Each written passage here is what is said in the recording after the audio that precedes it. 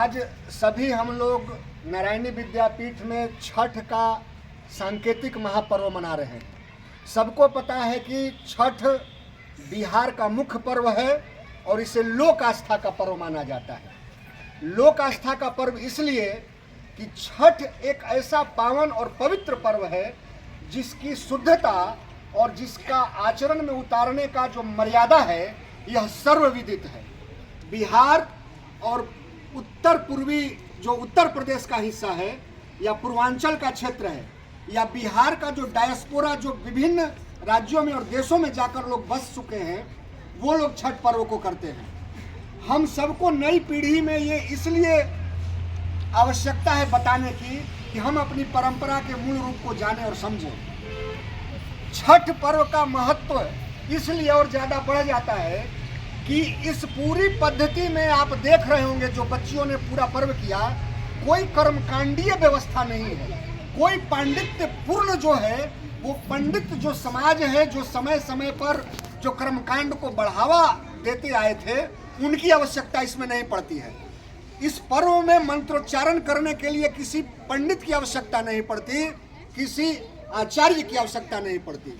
तो इस रूप में यह पर्व कोई कर सकता है, यहाँ पर किसी विद्वत जनों का होना आवश्यक नहीं है। प्रथम।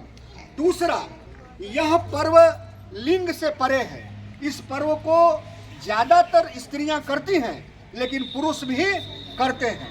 तो ये पहला पर्व है जो दोनों समाज के जो मुख्य हिस्से हैं स्त्री और पुरुष दोनों कर सकते हैं और ये पूर्णतः अपने परंपरा से जुड़ा हुआ है।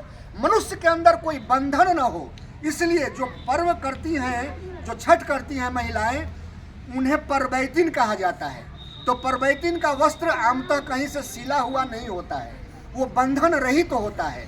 वो सूती वस्त्र होता है, धोती या सूती की साड़ियाँ होती है, तो वो बंधन की मुक्तता का परिचायक है। इस पर्व का खासियत एक और ये है कि अगर नारियल को छोड़ दिया जाए तो सारे जो फल होते हैं वो क्षेत्रीय होते हैं। और बिहार में का चूंकि यह मुख्य पर्व है तो यहाँ टिकरी जिसे ठेकुआ भी कहते हैं, वो इस जो हमारा गेहूं का आटा है और घी है और गुड़ है जो गन्ने से तैयार होता है, वो हमारी व्यवस्था जो है अन्न परंपरा की, अन्नपूर्णा माता देवी की, उसकी शुद्धता को दर्शाता है। एक और सबसे बड़ा जो महत्वपूर्ण तथ्य है कि पूरी दुनिया में एक कहावत चलता है कि सब लोग उगते हुए सूर्य को प्रणाम करते हैं, अर्थात जिसकी आर्थिक सबलता, पद, मर्यादा और शक्ति है उसको सब लोग चाहते हैं।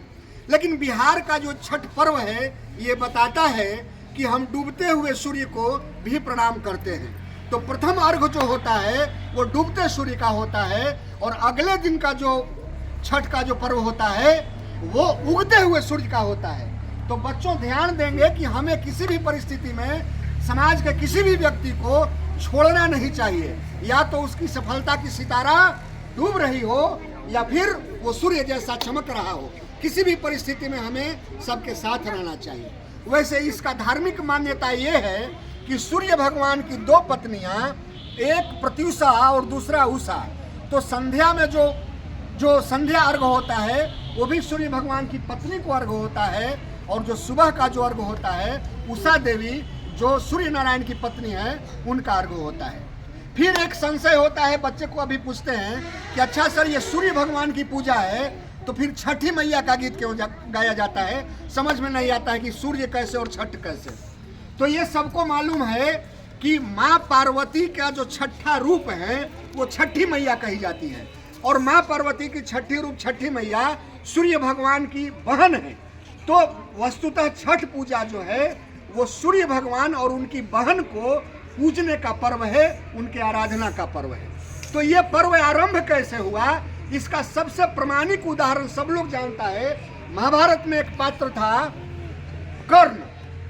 कर्ण सूर्य पुत्र कर्ण के तौर पे वो जाने जाते हैं। तो कर्ण का जब भी अगर छवि मन में आता होगा, महाभारत देखे होंगे या साहित्य पढ़ेंगे, तो वो पानी में खड़े होकर सूर्य को प्रार्थना करते रहते हैं। तो और दूसरे पक्ष में एक द्रौपदी सूर्य का आराधना करती हुई प्रतीत होती हैं।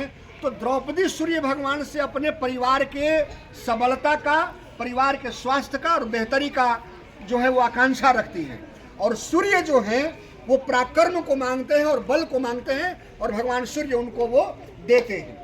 और वैसे ही पौराणिक काल में कई ऐसे उदाहरण हैं, और हम सब तो बिहारवासी सौभाग्यशाली हैं। देव जो इतना बड़ा सूर्य मंदिर है, बगल में हम लोगों का उलार्क है जिसे उलार बोलते हैं, वहाँ कृष्ण भगवान से जुड़ा हुआ भी कुछ वैसा ऐतिहासिक घटनाक्रम है जो इसकी प्रामाणिकता को सत्यापित करता है। और इसे हम सब लोग भारत के विभिन्न हिस्सों में अलग अलग रूपों में मनाते हैं।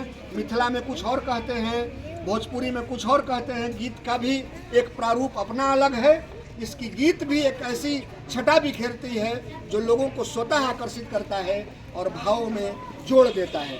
तो छठ की महत्ता और छठ को अगले पीढ़ी में कैसे हम लोग सौंपे, हम लोग अपनी मिट्टी से कैसे जुड़े, हम लोग अपनी परंपरा, सनातन संस्कृति और संस्कार को कैसे जाने, ये विद्यालय में छोटे छोटे ऐसे आयोजन करके हम लोग इसे नई पीढ़ी के तरफ बढ़ाने का कार्य करते हैं। इसी के साथ संपूर्ण सनातनियों को, पूरे बिहार वासियों को और छठ पर्वतियों को आने वाला जो कल नहा खाए से शुरू होगा, 4 दिवसीय यह महापर्व जो शुद्धता का प्रतीक है, पवित्रता का प्रतीक है और सच्चरित्रता का प्रतीक है, वैसे पर्व के लिए अनंत शुभकामनाएं नारायणी विद्यापीठ के परिवार की तरफ से।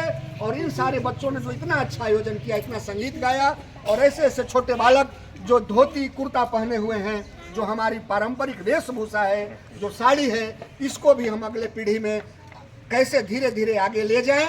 पैंट शर्ट समय का मांग हो सकता है, वो करियर का डिमांड हो सकता है, लेकिन अवसर विशेष पर कम से कम हम अपने मूल रूप को न भूलें, ये हमारी नैतिक जिम्मेदारी बनती है। इसी के साथ प्रेम से बोलेंगे श्रीमन नारायण भगवान की जय, सूर्य नारायण भगवान की जय, छठी मैया की जय। ओम रवये नमः,